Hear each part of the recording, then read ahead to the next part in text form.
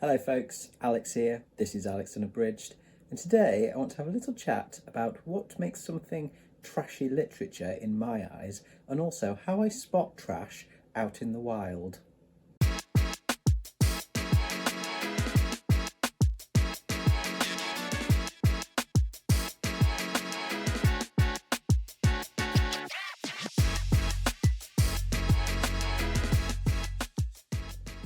So welcome back to the channel if that is the case. Yes, this is the first in a double bill of GarbAugust videos, GarbAugust prep videos this weekend. I've got one for you today and another one for you tomorrow, which is Sunday. Today I'm going to have a little look at how I personally define trash, as in, what makes something trashy in my eyes, and how I go about figuring out whether something might be trashy or not if I'm not really sure. So how I spot trash in the wild. So when I'm browsing bookstores and online and stuff like that, what do I look for to denote whether something is trash or trashy or not? I will use some examples of things that I've read in the past to look at how they fit into my definition.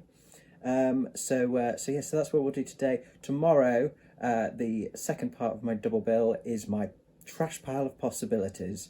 So that will give you some ideas potentially for things to read for the month of August, in case you're still searching for some trashy reads. So that will come tomorrow. I am by no means well read in certain types of trashy literature, and certainly nowhere near as much as some of my wonderful fellow GarbAugust co-hosts or gaggers. So where we do have a resident specialist, shall we say, amongst my fellow co-hosts, I'll point you in their direction for further guidance or ideas when we get to chatting about the themes. Okay, so bit of background on my trash journey, if you like. In terms of books, I'm pretty new to reading lots of trashy stuff. I read more in my teens, I think, but not so much sort of 20s and 30s. Not intentionally looking for it. Some stuff ended up being trashy, but I didn't kind of go out looking for kind of trashy reads. But GarbAugust 1.5, The Wasted Weekend, back in February this year, was what really gave me the trashy bug. I got through quite a bit for that and loved pretty much all of it. And since then, I've been buying up all the trash I can get my hands on in preparation for GarbAugust. So thanks to Ollie over at Criminolly, Trashmeister General, for that. You've created a monster. But my experience with trash and trashy stuff has been far more on the TV and movie side of things in the past 20 years or so. I have quite a trashy taste. I do like my trashy movies, things like that, trashy TV. I also have quite a trashy taste in music, I think some would say. And I also love trashy art and trashy performance, all that kind of stuff. And all of these things kind of inform how I define trash, how I kind of think of something as trash or not. So how do I define trash or trashy literature? Well, first and foremost, an important thing to say, and you'll have heard this from me before and pretty much all of my other fellow co-hosts, trash does not mean inherently bad. Trash can be absolutely fantastic. It can be well written, it can be fun, it can be exciting, it can be clever. It's not about quality when we say trash at all. Of course, there's always going to be some bad stuff, as there is with everything. But I have to say, some bad trash has got, it was so bad that it's actually made the circle round again to good, just because it was so ridiculously bad. It was hilarious. So I do enjoy some bad trash. Above all else, for me, trash is about fun. It's not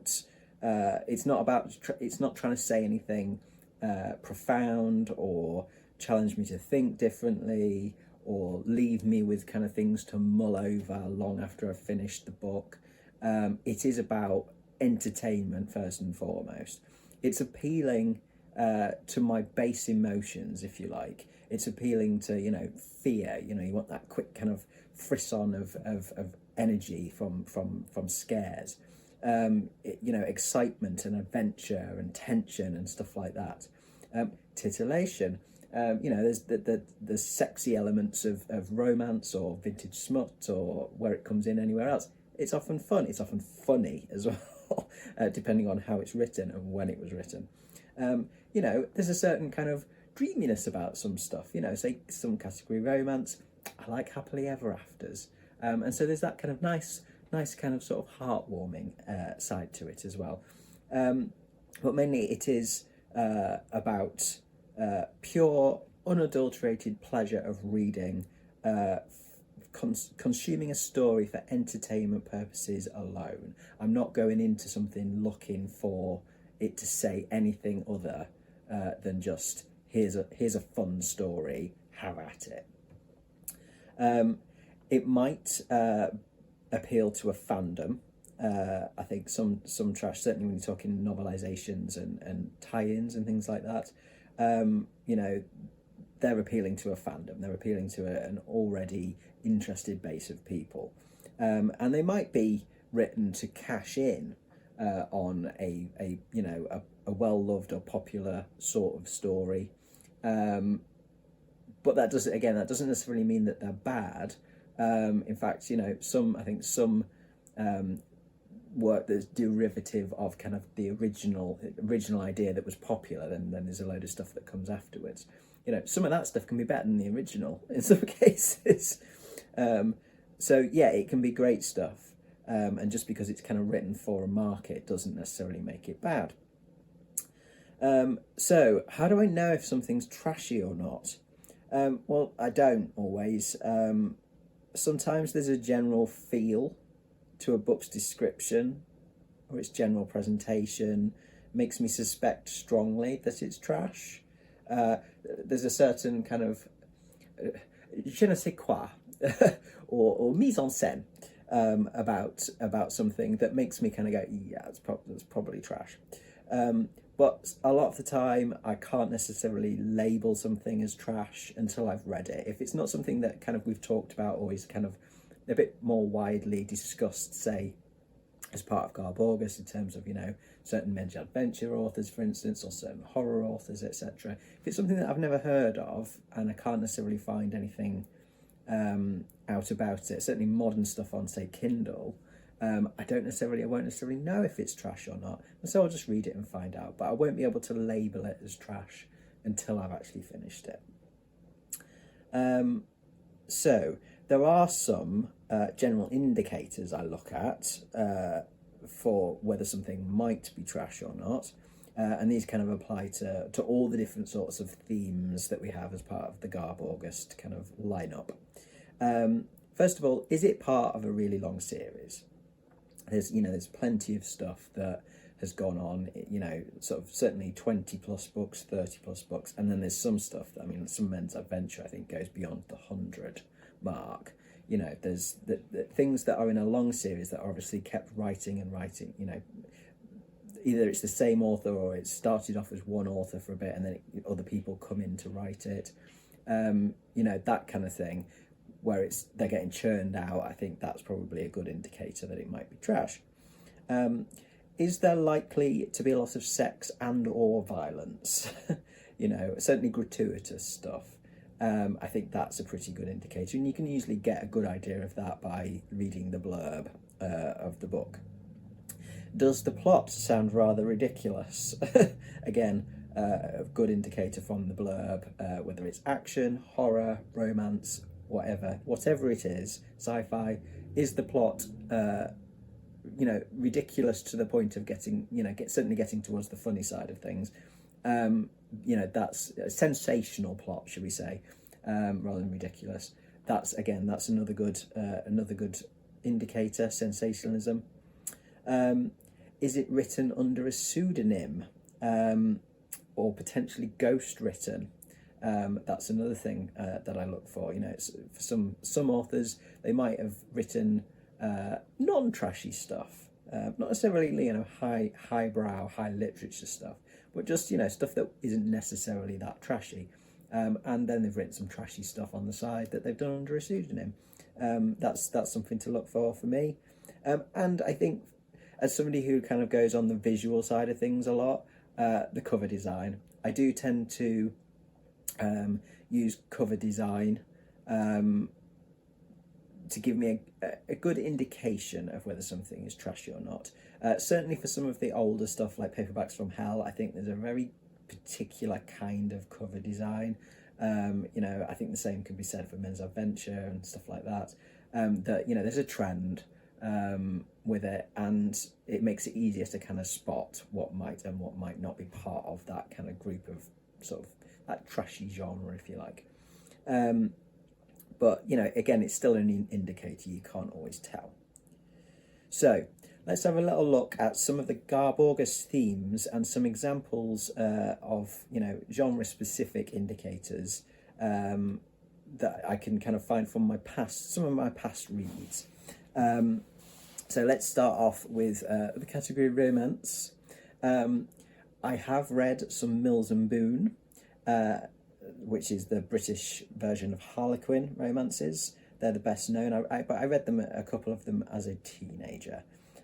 So I don't, you know, that they're good indicators in terms of they're part of a series, they're part of a collection, they're part of a publishing house, that is what they do. You know, if it's Mills and Boon, it is a category romance. If it's a Harlequin, it is a category romance. They have different kind of collections within that, and some might be more spicy than others. Some might be kind of more sort of period romances, or, you know, there's kind of doctors and nurses, that kind of thing. They are categorised. I don't know a huge amount about Mills and Boon, Harlequin, and romance in general, I have to say. So I will refer you to Sarah over at the Bookish Knitter, who is kind of one of our resident specialists in category romance. Sarah's got some great videos on category romance over on her channel. For me, though, I think a couple of the examples that I would say, you know, are peak category romance trash. One of the mainstream ones is the Sucky Stackhouse books by Charlaine Harris, which is what True Blood was based on, the TV show. They are, you know, essentially shifter, vampire, sort of supernatural romance, I would say. You know, you've got werewolves, you've got vampires, you've got werepanther, you've even got fairies, or I think they're called fae, in the books. And it's, you know, each one is essentially part of sort of an ongoing, you know, romantic entanglement, etc. Very fast-paced, you know, very entertaining stories, but I would say very trashy. Most of my experience with category romance is modern Kindle indie stuff, basically. An example of this is one that I read for GarbAugust 1.5, which is Soul Eater, which is from the Monstrous series by Lily Mayne. And I've also read Eden, which is the second in the series. I read that a little bit, just after GarbAugust. And these two are the first couple of books in a post-apocalyptic fantasy romance series featuring monsters and human men falling in love. And there is a warning on the blurb of this that says, "This male-male love story contains explicit content and is not suitable for young readers. There are also graphic depictions of torture and violence," and there are. It's quite spicy. It's very spicy, but it's also quite sweet. And yeah, I think that this very specific subgenre type thing, like shifter romances or monster romances, you know, male-male monster romance set in a post-apocalyptic setting, that kind of thing, that's quite niche. Yeah, that I think is an indicator that kind of very specific subgenre of romance. Next up, men's adventure, or adventure more broadly, for me. I've never read any like old school men's adventure, things like the Executioner series by Don Pendleton, which Ollie over at Criminally talks about a lot, and with authority, I would say.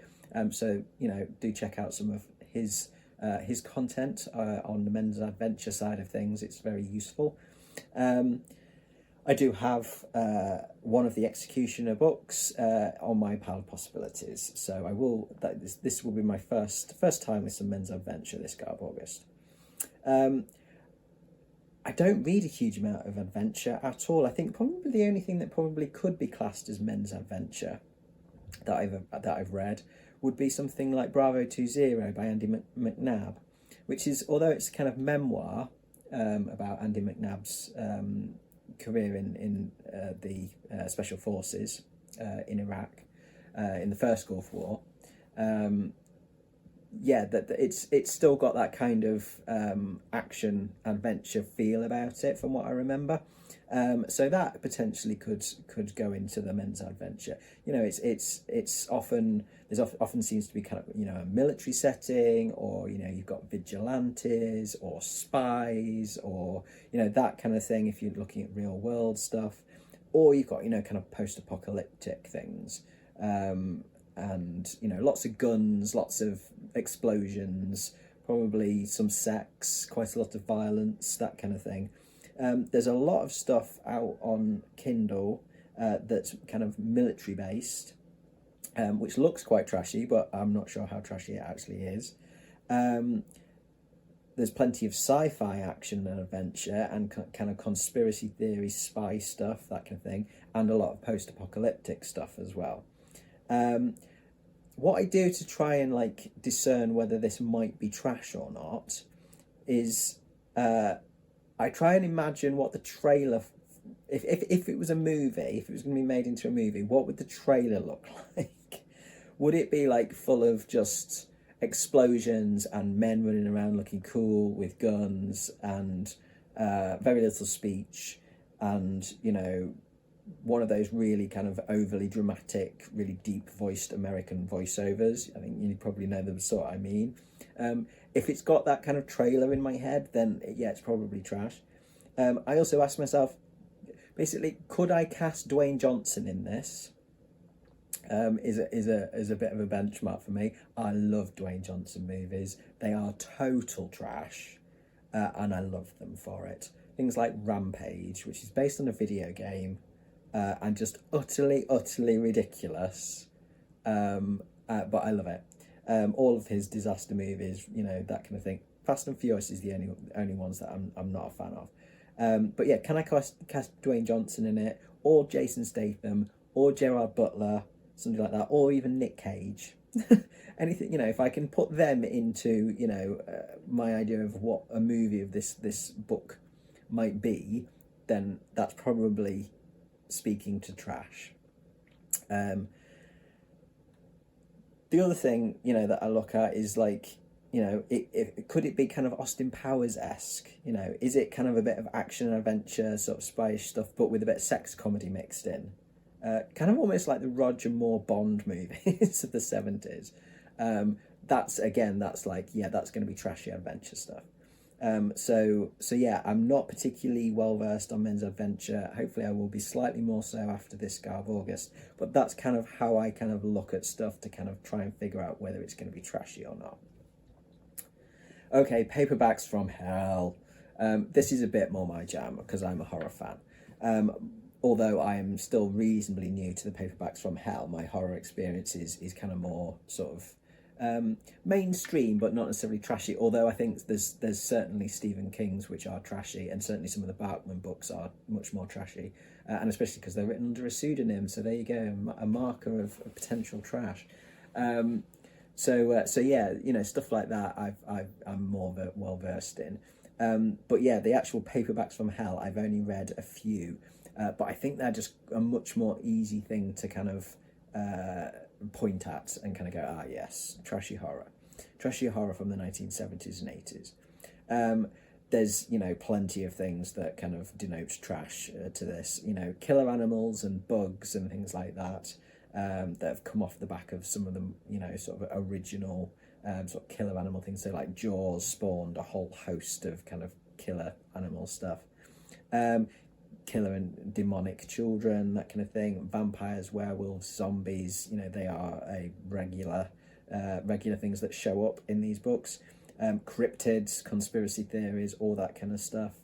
Yeah, stuff that kind of cashes in on something that was popular and kind of kicked off this craze.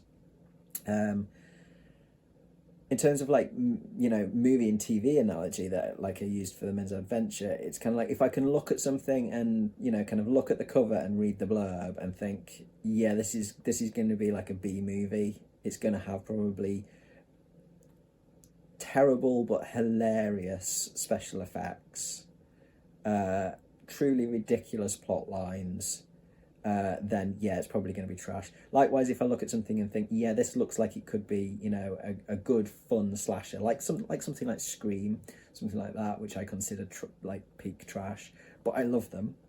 I think they're great films. You know, again, you know, I can kind of go, yeah, I think that looks like it could be like that if it was a movie, so therefore probably going to be trash. But for folks who really know their stuff when it comes to Paperbacks from Hell, again, you've got Ollie. There's a reason why he's the leader of this gang of gaggers. And then you've got Kelsey over at Slime and Slashers, who reads a whole range of stuff, but has got some great Paperback from Hell coverage. And Alex from the Bookybus, whose channel I only actually came across recently because of GarbAugust. And I can't believe I've missed out. Alex has got an absolute ton of stuff and like is really, really into the old school horror. And yeah, she's got some great stuff on her channel, so great recommendations on there. She's gonna like cripple my wish list as well if I keep watching her videos. So yes, check those out. Okay, vintage smut. I'll keep this short because I will actually have a dedicated video out next Wednesday, to a guide to vintage smut, a tasteful guide to vintage smut. So there'll be more details on that particular theme then.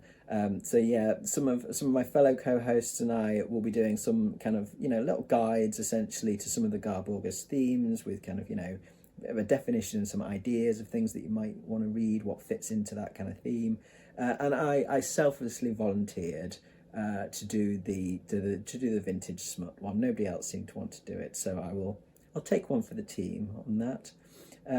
But I'll admit that I find it kind of fascinating as one of the themes.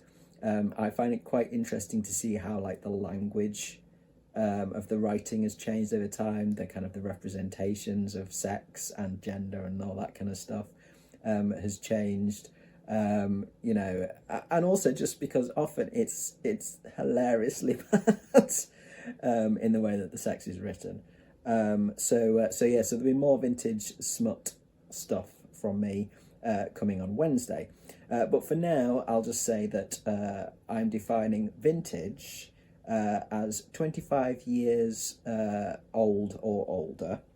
There was much discussion amongst the co-hosts on how old something has to be to make it vintage, but I'm going to go with the 25 years plus because it kind of opens up a little bit more choice of what you can read. If we're back into the 90s, also that's kind of the stuff that I actually know, that I actually read some of in the 90s because I kind of came of age in the 90s. I remember that, and it feels old now, you know, it's some of that stuff. So yeah, it definitely feels vintage. So apologies for any existential crises that I've just caused by saying that, you know, stuff in the 90s is now vintage. I get it, because yeah, that makes me vintage as well. But yes, we'll go with that definition. In terms of a definition of smut, I think it's kind of a bit difficult sometimes to identify the line between smutty romance or spicy romance and like straight up smut. But I think that's a personal thing as to where you draw that line. But I think there are definitely things that clearly fall into smut. So stuff that's like stuff that really is erotica as opposed to romance. And the way I think about smut kind of versus spicy romance is that the romances tend to have more of a plot, and it is more revolved around a kind of a love story with some spicy sex in it. And the spicy stuff is a part of that plot, that world, whereas smut really is less about the plot. The plot really does take a back seat. And it's way more about the sex in smut, definitely. So yes, so as I say, more on smut and a little sort of history of it with some examples coming on Wednesday. Okay, moving on. Novelizations. These are easy to spot because they say exactly what they are on the tin. I've read a few over the years. I've read way back when I was probably about 14, something like that, 14, 15.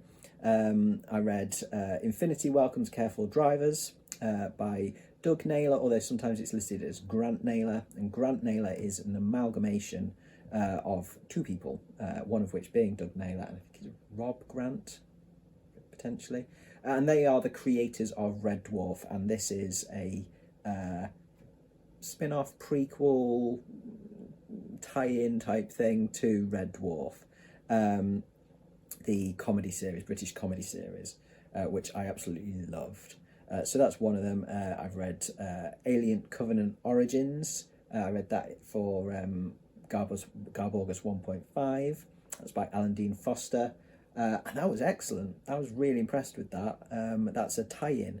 And that's where I think it's difficult with novelizations, actually, sometimes, that I wouldn't necessarily call them trash, because there isn't necessarily really anything about that particular book, apart from the fact that it is a tie-in to something and it's playing to fandom of Alien, that makes it trash. And it's, it doesn't have, it has some action, and it has some, I guess, minor elements of trash, but from what I remember of it, it was actually kind of more, there was more thought to it than that. So yeah, it was very entertaining, but yeah, it's kind of skirting the line of what I personally think of as trash. The other one that I read was God of War, which is the novelization of the video game. Yeah, that was quite trashy. It was okay, but quite trashy. But yeah, novelizations and tie-ins, pretty easy to spot, but not always trash. I will point you in the direction of Andrew from It Came From The Page as a resident novelization specialist and tie-ins. He's got some fantastic content on his channel about all of that kind of stuff. Plenty of ideas. You pick up plenty of ideas from him if you're looking for some good novelizations and tie-ins for GarbAugust. Then we've got books by famous people.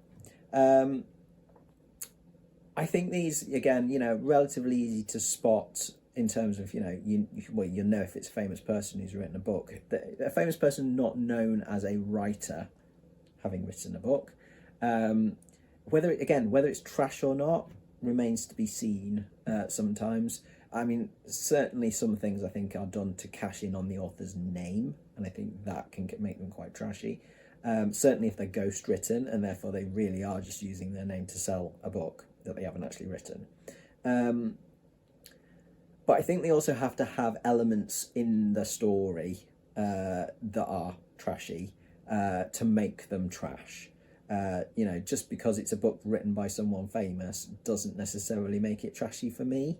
But like the one that I'm going to be reading for this GarbAugust is Mr. McGregor by Alan Titchmarsh, who is a British TV gardener. And that book, it kind of made waves because it was it is reportedly quite steamy in parts. It is about a TV gardener, a bit of a heartthrob TV gardener, and it has got some spice in it, apparently. And so that, I would say, is, yeah, that's peak trash, potentially. So we'll give it a go and find out how trashy it is. But yeah, I think it has to have that, elements of trashiness to the content. as well as just the fact that it's written by someone famous, a celebrity, if you like. So finally, let's have a little look at some of the stuff that I would consider trashy, but is probably more into the anything goes category for week 4 of GarbAugust. So yes, stuff that doesn't really fit into any of the other themes. So first of all, I would say this one, Paperbacks from Hell, because it's non-fiction. It's, you know, it's history, it's literary history essentially. It's the twisted history of 70s and 80s horror fiction, but it is all about trashy horror. And, you know, it's Grady Hendrix, and it's fantastic. I love this as a resource, as much as something just to read that's interesting. And it's given me loads of ideas of good trashy 1970s and 80s horror. So I do recommend if you're looking for some, if you're not sure what to pick for Paperbacks from Hell and you've got access to this, it's well worth a look through. Then I would say that there are some comics that are particularly trashy. I'm a fan of comics and graphic novels. I read them for various different reasons. Sometimes it is to be challenged. Sometimes, you know, it is to learn something new, and other times it is just for pure entertainment. And there are some particularly trashy comics that give me that. One of them is this series, Deceased, which is essentially, you know, zombies, like a zombie type virus. All of our a lot of our heroes get infected with, and you know, things go to absolute shit. But yeah, I really enjoyed this. It's just silly, all out fun, basically. I think that's a good example of trashy comics. You know, I don't think comics are necessarily trashy inherently, even the superhero stuff. But there are certain ones which are definitely getting into that kind of trash category. So yes, Deceased. Then I've got some non-fiction stuff. And